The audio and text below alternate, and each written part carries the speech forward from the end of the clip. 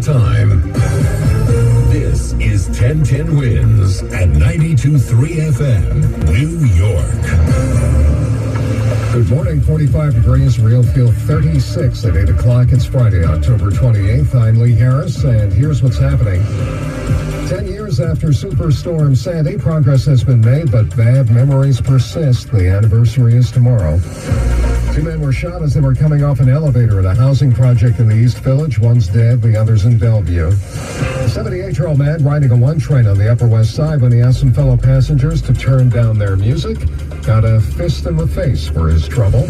Elon Musk takes over Twitter and immediately fires the CEO, CFO, and chief counsel. The world's largest active volcano, Mauna Loa, on the big island of Hawaii, may be about to blow. Sports, the Nets lose again, and in Thursday Night Football, the Ravens came back to beat Tom Brady and the Buccaneers. 10 Winds AccuWeather, partly sunny today, high 58, real feels closer to 50. The weekend should bring some sun and highs around 60. What's this time? 8:01. Now traffic and transit on the ones from Karen Stewart.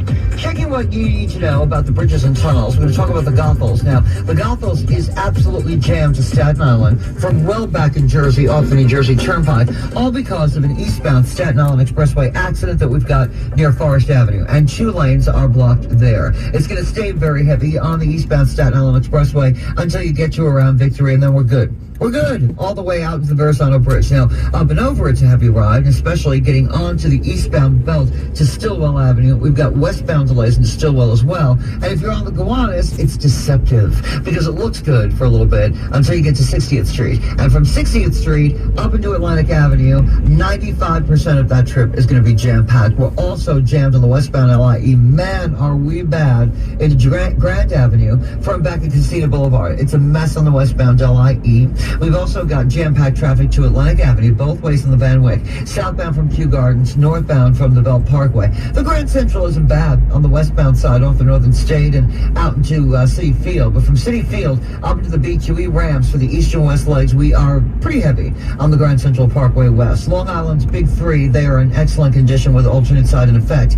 Your traffic report is sponsored by Amtrak. Avoid the hassles of travel when you ride Amtrak. Long lines, nope. Airplane mode, forget about it. Middle seats, never heard of them. Get to your destination the relaxing and easy way. Stress-free summer, just an Amtrak away. Book now at Amtrak.com. Traffic and transit every 10 minutes on the ones. Breaking traffic alerts whenever they happen. I'm Karen Stewart, 1010 Winds on 92.3 FM. It was 10 years ago tomorrow. Superstorm Sandy slammed into New York. The anniversary bound to bring back some unhappy memories around here, especially on Staten Island, where we find Glenn Schuck this morning. Glenn?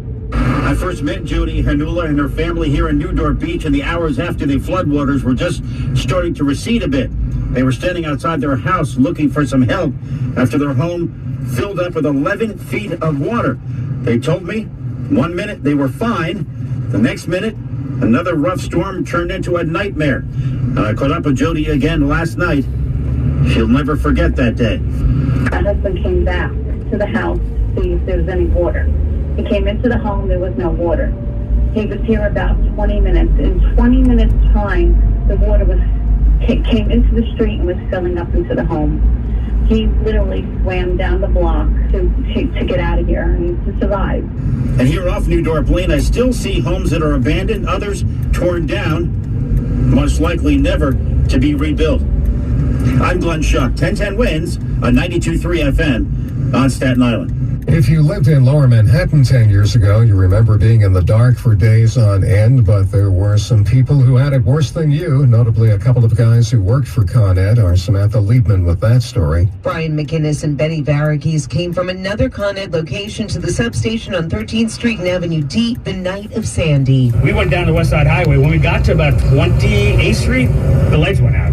And that's when we knew, okay, something's going on. So with the lights going out, we said, let's go to 13th Street real quick. But McGinnis says they couldn't even get close. The water was chest high on the street. The East River was up to Avenue B. An engineer went in on a raft to direct them to the doors. It was one of the most scariest moments I've been through, where I see water. If I fell off the raft, who knows where we're going. It's all going back to the East River with trees coming out through. And I was like, surreal. Like, they had to use a crowbar to get the control room open. The operators are still at the desk trying to see what he could do.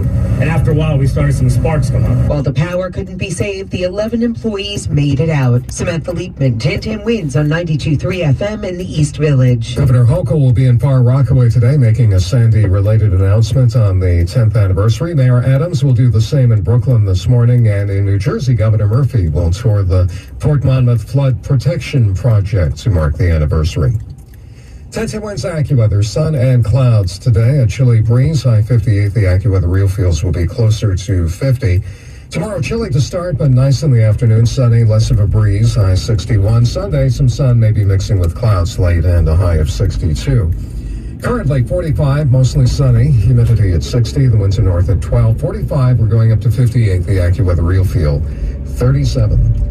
A 78-year-old man just trying to ride the one train in peace and quiet yesterday when he wound up with a fist in the face. Roger Stern with that report from the Upper West Side this morning. Police say the victim did nothing more than ask a man and woman on the train to turn down their music.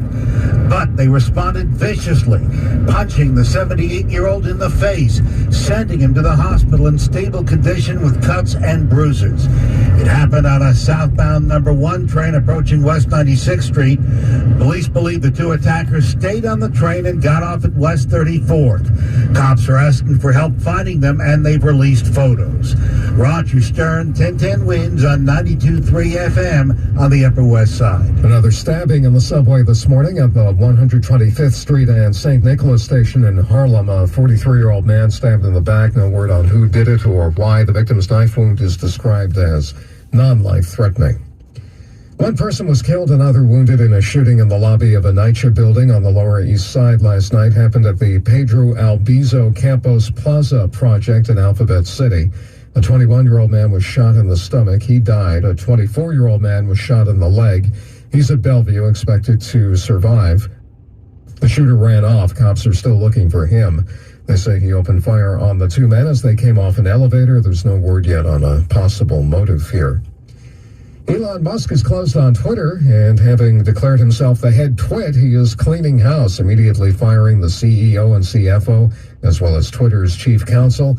He's also threatening to fire 75% of Twitter's workforce. Elon Musk posting that he bought Twitter because it's important for the world to have a common digital town square to debate beliefs without resorting to violence. Musk saying that he worries social media will splinter into far-right and left-wing echo chambers that create more hate and division, saying he did not buy Twitter to make money, but to help humanity.